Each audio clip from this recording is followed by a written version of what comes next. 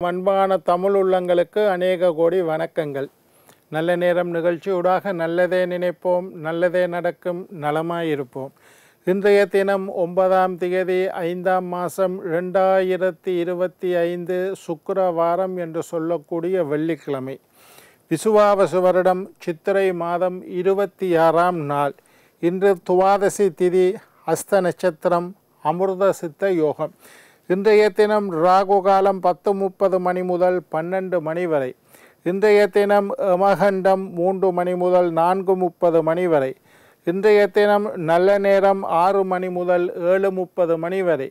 என்ன நேர்களே, வாருங்கள் இனி இன்றைய தினத்திற்கான ராசி பலன்களை பார்க்கலாம்.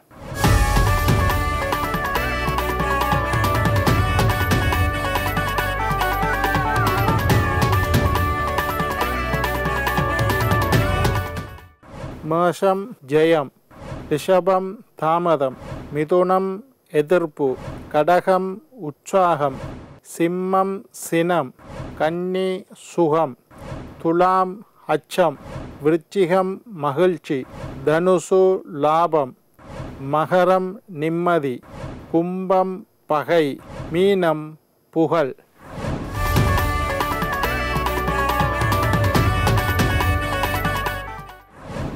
ஆன்மீக தகவல் பகுதியில் தொடர்ந்து உங்களை சந்தித்து வருவதில் மட்டற்ற மகிழ்ச்சி அடைகின்றேன்.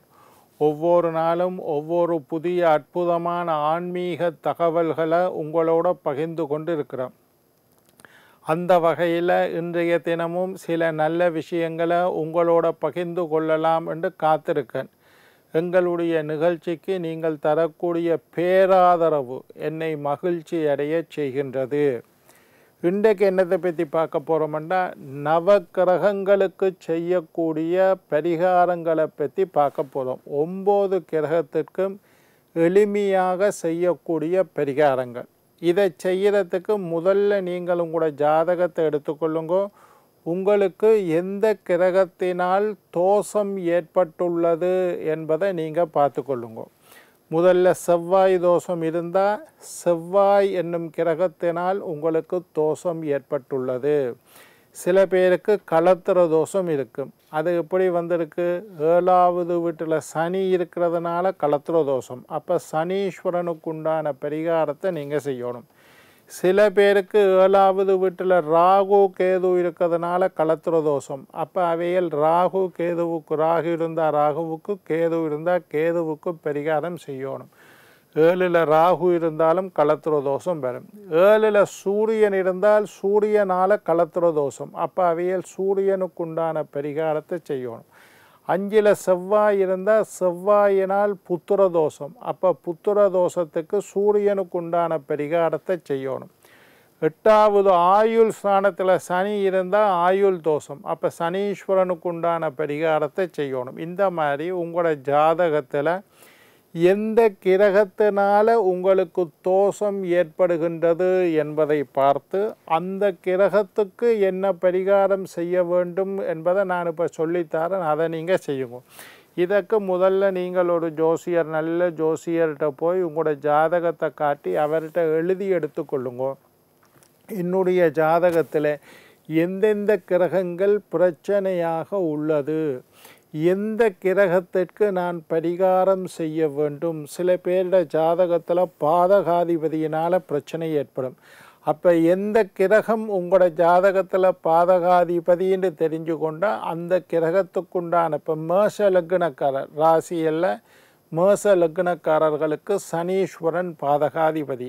அப்போ நான் சொல்லுற சனீஸ்வரனுக்குண்டான பரிகாரத்தை நீங்கள் செய்யுங்க. இப்போ உங்களோட ஜாதகத்தை நீங்கள் எடுத்து உங்களுக்கு என்ன தோஷம், சில பேருக்கு நாகதோஷம் இருக்கலாம், சில பேருக்கு செவ்வாய் தோஷம் இருக்கலாம், சில பேருக்கு களத்திர தோஷம் இருக்கலாம், சில பேருக்கு மாங்கல்ய தோஷம் இருக்கலாம், சில பேருக்கு புத்திர தோஷம் இருக்கலாம், சில பேருக்கு பிரம்மகத்தி தோஷம் இருக்கலாம், சில பேருக்கு பித்ரு தோஷம் இருக்கலாம். இப்படி ஜாதகத்தில் பலவிதமான தோஷங்கள்.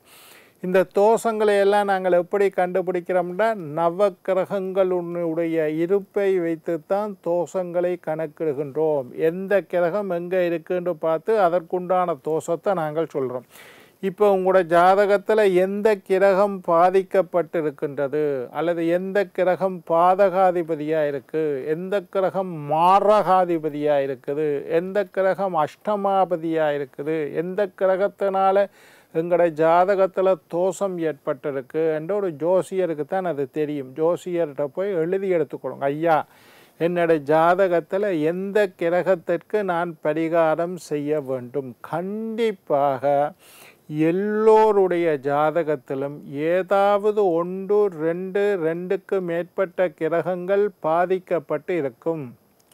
9 கிரகம் மொத்தமாக இருக்குது, 12 கட்டங்கள் மொத்தமாக இருக்குது.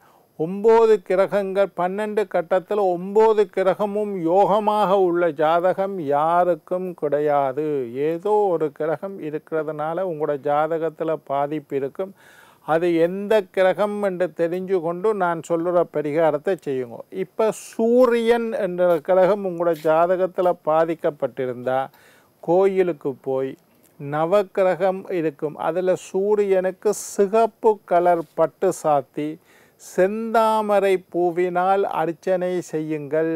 சூரியனால் ஏற்பட்ட பாதிப்பு நீங்கும். பெரிய யாகம் எல்லாம் சூரியனுக்கு எனக்கு ஆதித்ய ஹிருதயம் சொல்லி யாகம் செய்யணும் ஐயா, எனக்கு வசதி இல்லை, அதெல்லாம் செய்ய முடியாது, சிம்பிளாக ஒரு பரிகாரம் சொல்லுங்க ஐயாண்டா இதுதான் பரிகாரம். சூரியன் உங்களோட ஜாதகத்தில் பாதிக்கப்பட்டிருந்தால் கோயிலுக்கு போய் நவக்கிரகத்தில் சூரியனுக்கு சிகப்பு பட்டு சாத்தி செந்தாமரை பூவினால் அர்ச்சனை செய்யுங்கள்.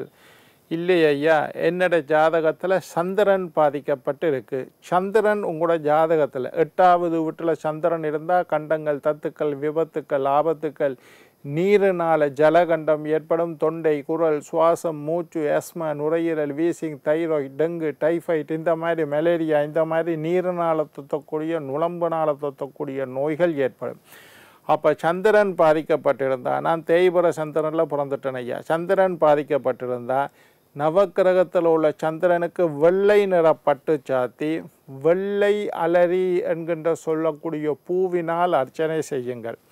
செவ்வாய் உங்களுடைய ஜாதகத்தில் கட்டிருந்தால், என்னுடைய ஜாதகத்தில் எனக்கு செவ்வாய் தோஷம் ஐயா, லக்னத்தில் செவ்வாய் இருக்குது தோஷம், 2ல் செவ்வாய் இருக்குது தோஷம், 4ல் செவ்வாய் இருக்குது தோஷம், 7ல் செவ்வாய் இருக்குது தோஷம், 8ல் செவ்வாய் தோஷம், 12ல் செவ்வாய், 12 வீட்டில் 6 இடத்துல செவ்வாய் இருந்தால் செவ்வாய் தோஷம்.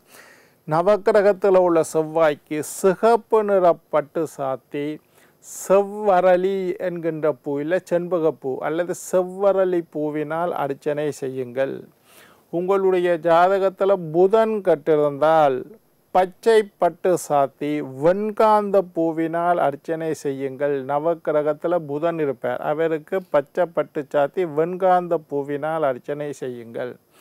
உங்களுடைய ஜாதகத்தில் குரு கட்டிருந்தால், என்னோட ஜாதகத்தில் குரு விரயஸ்தானத்தில் இருக்கிறார் ஐயா, நான் பிறக்கேக்குள்ள குரு அட்டமத்தில் இருக்கிறார் ஐயா, இந்த மாதிரி குருவினால் பாதிக்கப்பட்டிருந்தால் நவக்கிரகத்தில் உள்ள குருவுக்கு அல்லது தட்சணாமூர்த்திக்கு மஞ்சள் பட்டு சாத்தி முல்லை மலரினால் அர்ச்சனை செய்யுங்கள். குரு கட்டிருந்தால் ஜாதகத்தில் குருவினால் தோஷம், எனக்கு குருவும் சனியும் சேர்ந்ததுனால பிரம்மகத்தி தோஷம், அப்போ குருவுக்கு பரிகாரம் செய்யணும். மஞ்சள் பட்டு சாத்தி முல்லை மலரினால் அர்ச்சனை செய்யுங்கள். உங்களுடைய ஜாதகத்தில் சுக்கிரன் கெட்டிருந்தால், குருவுக்கு அடுத்த சுக்கிரன், வெண்பட்டு சாத்தி வெண்மையான வெள்ளை நிறமுள்ள பட்ட சுக்கிரனுக்கு சாத்தி வெண் தாமரையினால், சூரியனுக்கு செந்தாமரை நாங்கள் வளமையாக பாவிக்கிற தாமரை, அதே மாதிரி சுக்கிரனுக்கு வெண் தாமரை வெள்ளை கலரில் இருக்கக்கூடிய தாமரை பூவினால் அர்ச்சனை செய்யுங்கள்.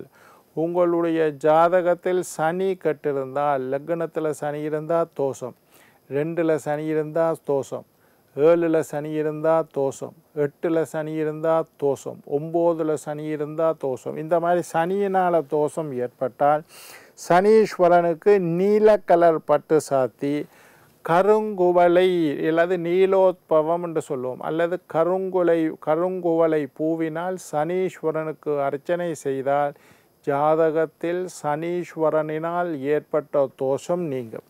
என்னோட ஜாதகத்தில் நாகதோஷம் இருக்கு ஐயா, லக்னத்தில் ராகு இருந்தால் நாகதோஷம், 7ல் ராகு இருந்தால் நாகதோஷம், 8ல் ராகு இருந்தால் நாகதோஷம், 5ல் ராகு இருந்தால் நாகதோஷம், இந்த மாதிரி லக்னத்தில் ராகு இருந்தால் இந்த மாதிரி நாகதோஷம் என்னுடைய ஜாதகத்தில் ஏற்பட்டால் ராகுவுக்கு நவக்கிரகத்தில் இருக்கக்கூடிய ராகு பகவானுக்கு நீல கலர் பட்டு சாத்தி மந்தாரை மலர் கடையில் கட்டால் தெரிவின மந்தாரை மலரினால் அர்ச்சனை செய்யுங்கள். ராகு தோஷம் உள்ளவர். கேதுவினால் தோஷம் இருந்தால் ராகு லக்னத்தில் இருந்தால் 7ல் கேது இருப்பார், அப்போ கேதுவினால் தோஷம். ராகு 2ல் இருந்தால் 8ல் கேது இருப்பார், அப்போ தோஷம்.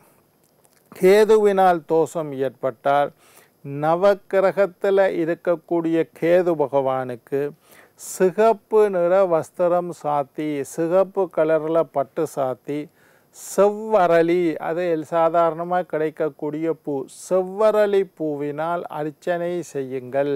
இப்போ நான் 9 கிரகத்துக்கும் சொல்லிட்டேன். சூரியன், சந்திரன், செவ்வாய், புதன், வியாழன், வெள்ளி, சனி, ராகு, கேது. இந்த 9 கிரகத்தில் ஏதாவது ஒரு கிரகத்தினால உங்களுடைய ஜாதகத்தில் தோஷம் இருந்தால் அதற்காக பெரிய யாகங்கள் எல்லாம் செய்வதற்கு எனக்கு வசதி இல்லை ஐயா. கோயிலில் போய் பெரிய அபிஷேகங்கள் செய்வதற்கு எனக்கு வசதி இல்லையா. இப்போ கேதுவில் தோஷம், கேது திசை, கேது புத்தின்னா பிள்ளையாருக்கு அபிஷேகம் செய்யணும், கணபதி ஹோமம் செய்கிறது நல்லது, பிள்ளையாருக்கு பால் அபிஷேகம், அதுகளுக்கெல்லாம் எனக்கு கொஞ்சம் கஷ்டம் ஐயா, எனக்கு வசதி இல்லை அல்லது வாய்ப்புகள் அல்ல அல்லது சந்தர்ப்ப சூழ்நிலை அமையவில்லை என்றால் நீங்கள் கவலைப்பட தேவையில்லை. இந்த மாதிரி எளிமையான பரிகாரத்தை செய்து நவக்கிரக தோஷத்தில் இருந்து நீங்கள் விடுபடலாம். என்ன நேயர்களே, நாளை மற்றொரு நிகழ்ச்சியில் உங்களை சந்திக்கும் வரை உங்களிடம் விடைபெறுவது உங்கள் ஜோதிட சித்தர் டாக்டர் ராஜராஜ குருக்கள்.